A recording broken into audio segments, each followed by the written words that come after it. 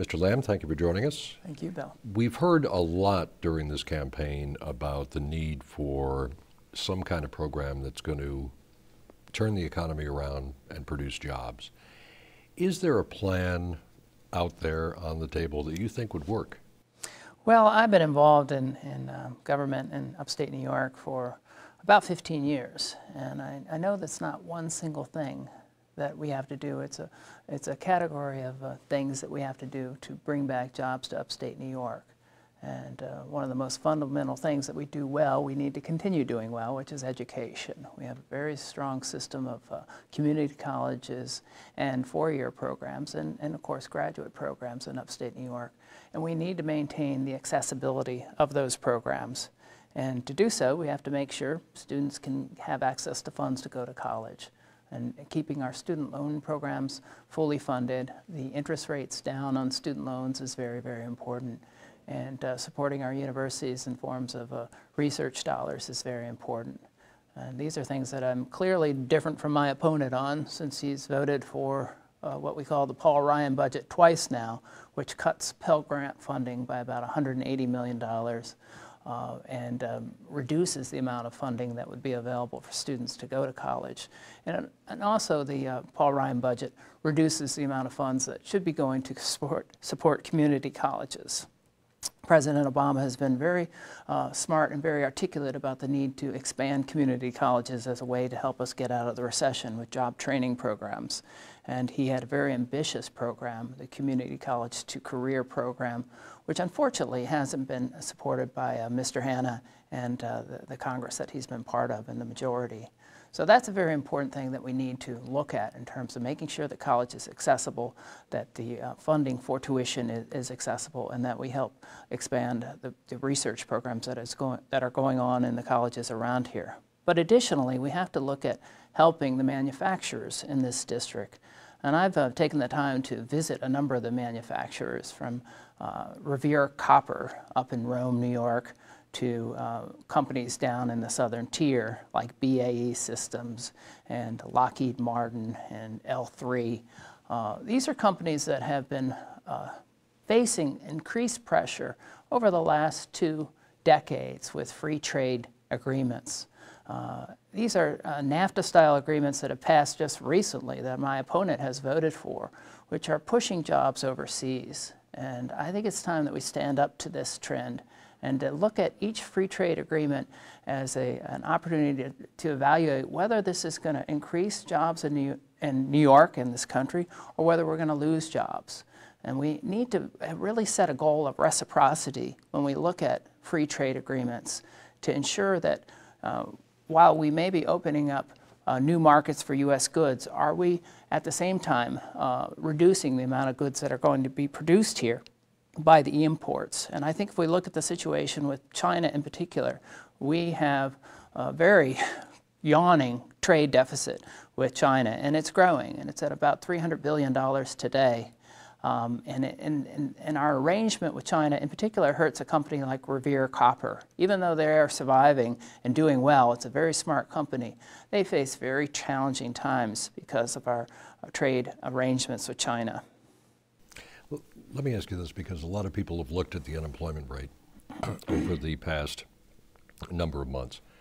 It has begun to slowly edge downward, but not quickly enough for many people, especially those who are unemployed. No. Many people are looking for some type of dramatic action, either in the form of, on one side, some form of new stimulus legislation, on the other side, some form of deep tax cuts that the proponents on that side say will stimulate job creators, the small businesses. Mm-hmm. Is it time for something dramatic, or do we need to focus on policy steps such as what you've just outlined as a way to steadily grow unemployment or employment? Well, when you have a situation as complicated as a loss of an employment in upstate New York, you have to look systematically at the conditions that have allowed this to occur. I've referenced some of them, with our trade policies. But we also have to look at our tax policies and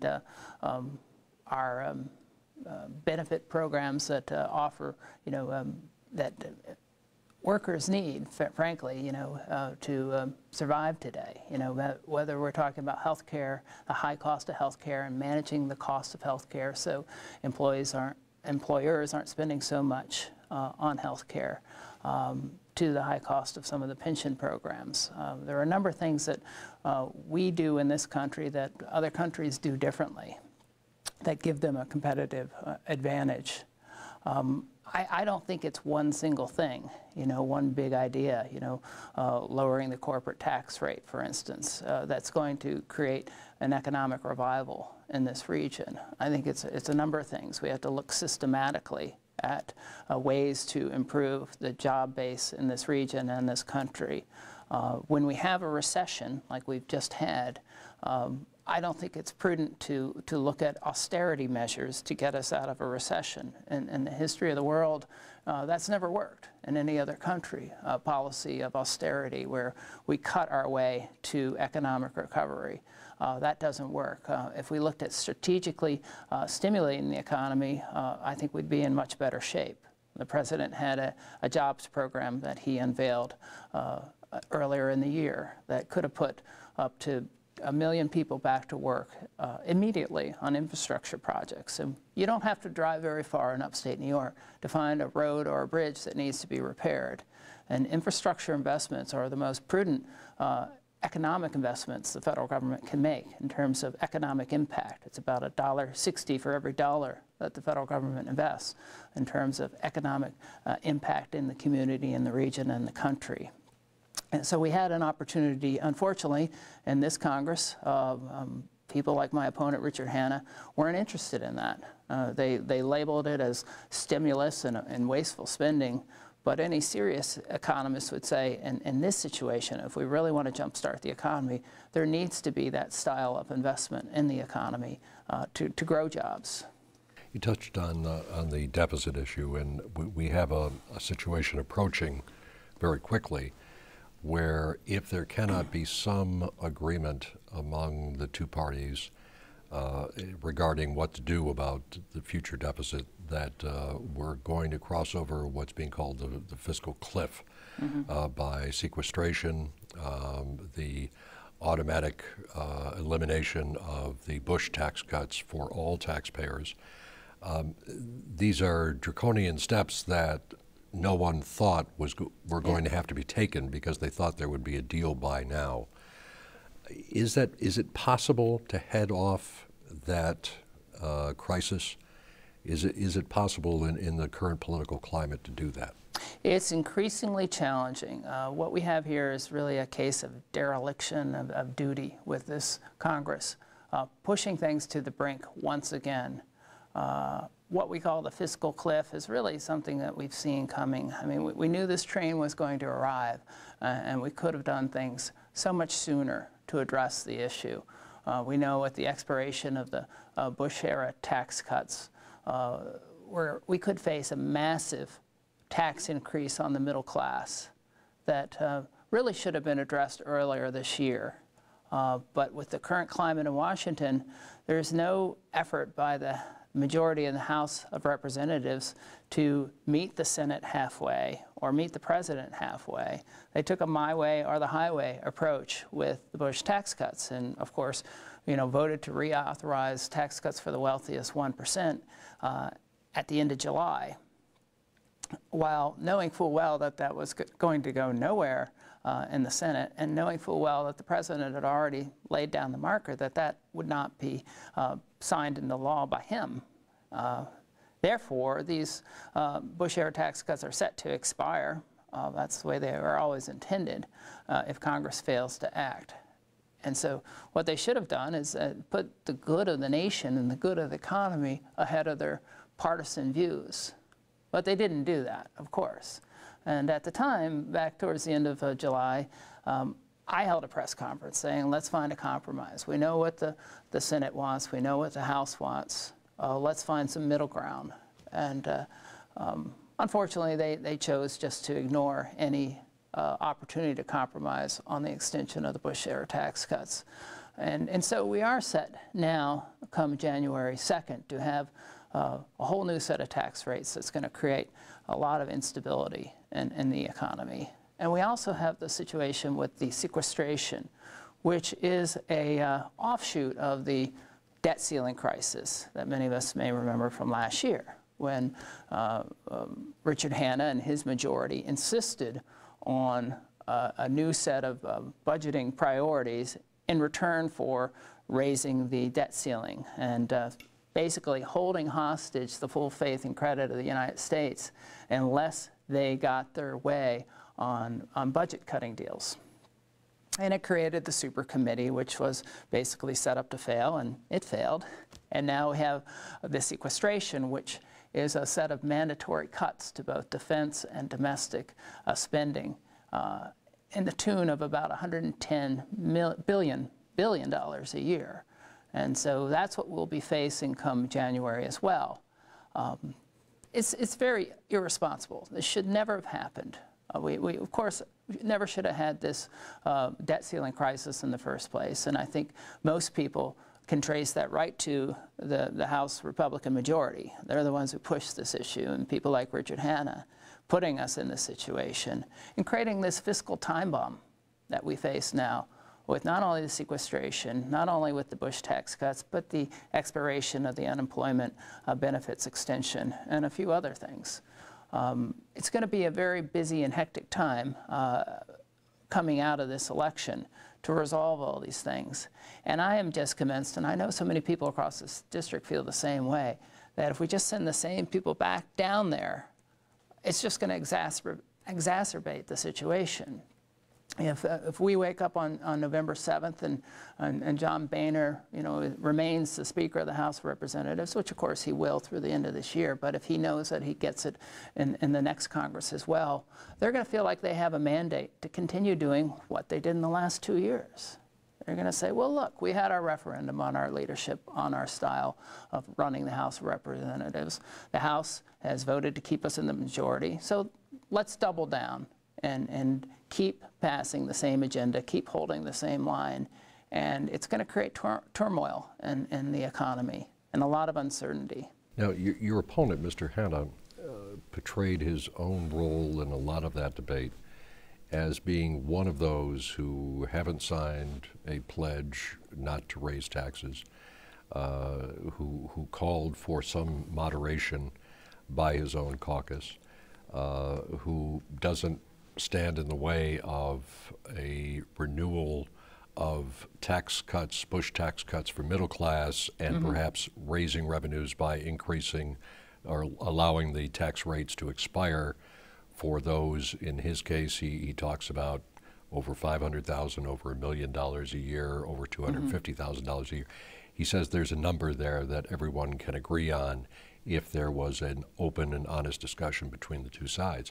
He's portrayed himself as somebody who is trying to pull these two sides that you see in Washington together.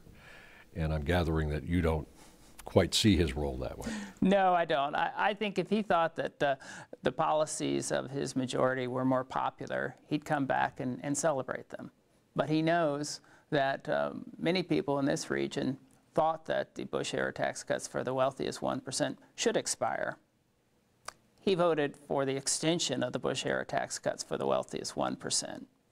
Then he comes back here and expresses some remorse or some disagreement.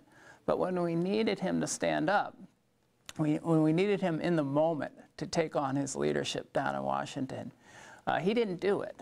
And I was looking for him to do that. He's my congressman, I wanted him to stand up and say something articulate, do something in Washington. And there are things you can do. I've been working for the House of Representatives myself for 15 years. I know some of the levers that you can pull, some of the coalitions you can build, some of the statements you can make to get attention for your positions. What's frustrating with Mr. Hanna is he doesn't do that. He comes back here and plays this sort of, outsider role, saying those folks down in Washington, they sure frustrate me. But he's actually in a really remarkably strong position to do something because he's in the majority. And at the end of the day, he went right along with these extensions, which I think is very frustrating. And the fact that he didn't sign Grover Norquist's pledge is a very low threshold to clear, in my opinion. I don't think members should be signing any pledges. It's just common sense. So the fact that the Norquist pledge, is talked about so much is a tribute to Grover Norquist, I guess. But it's a very low threshold, and I wouldn't confuse that with independence. How would you, if elected, go to Washington? How would voters back in your home district expect you to show independence from what they see as the other side of, in some cases, the problem, what is perceived as a liberal Democratic group in the House? How would you display independence? Well, I think what I discussed earlier clearly sets me apart from my party, at least the leadership, when it comes to free trade. I've laid out an agenda that is not going to go over well with the White House.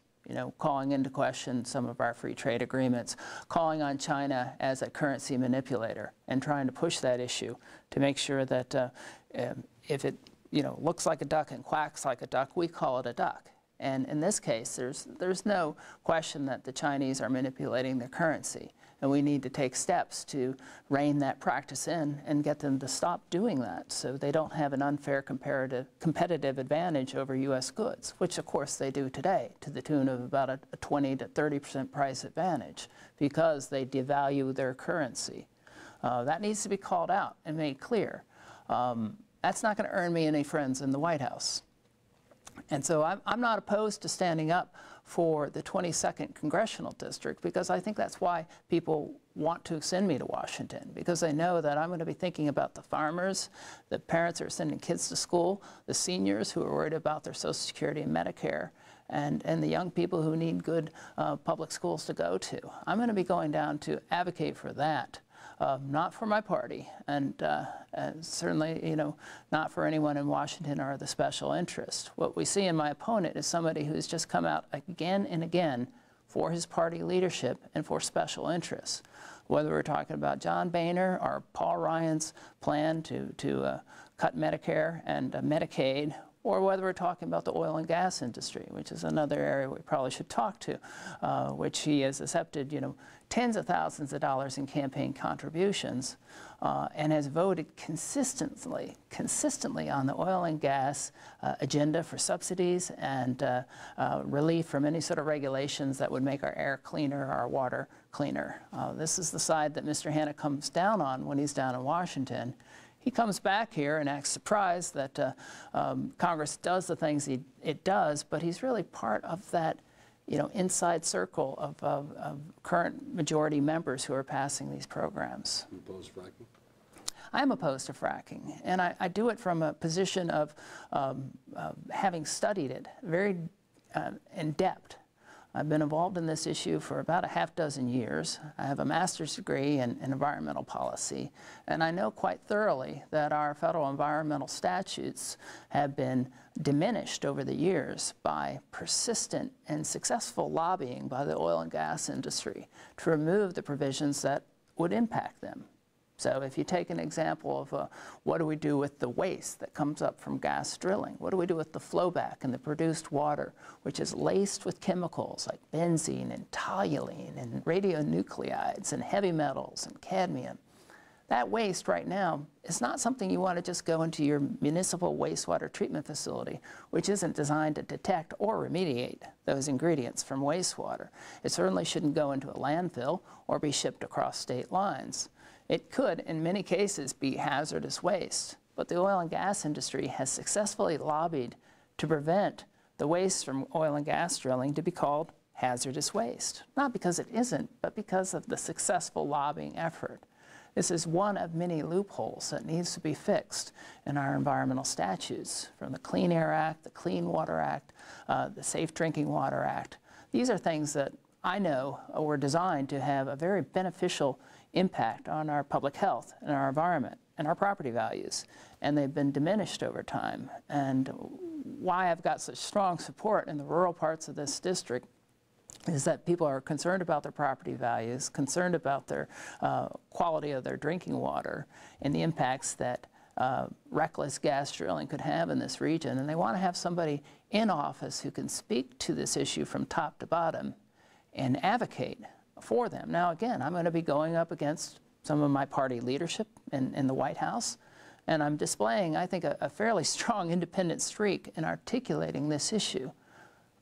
Conversely, my opponent has been next to quiet on this issue. And people wonder, well, why is that? You know, in 2010, when he was running for Congress, he pledged to support legislation to return EPA's oversight to the oil and gas industry and sponsor legislation requiring the full chemical disclosure of the chemicals used in fracking fluid. He told folks that to get elected in 2010, but now that he's been in office, he hasn't co-sponsored that legislation or made any move to press this issue at the federal level. In fact, he's got over $2 million invested in the oil and gas industry, which raises some questions about a conflict of interest. And in 2010, I'll mention that somebody brought that to his attention, and he pledged to divest himself of this conflict of interest. He didn't. And now we're seeing the fruits of that, where you have a member of Congress who has been very, very quiet on this issue. And if you travel across this region in the rural areas, you know that there's no issue more important than, you know, making sure that we do this right, and if we do it at all. Mr. Lamb, thank you. Thank you.